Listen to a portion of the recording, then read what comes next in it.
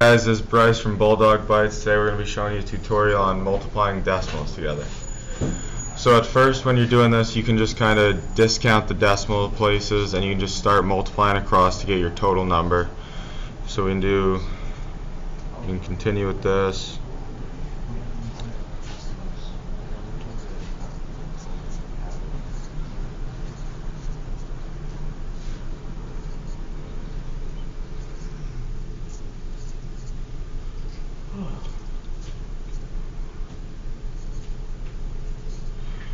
And then we can add up all our numbers, get our final number, then we'll just have to add in the decimal places.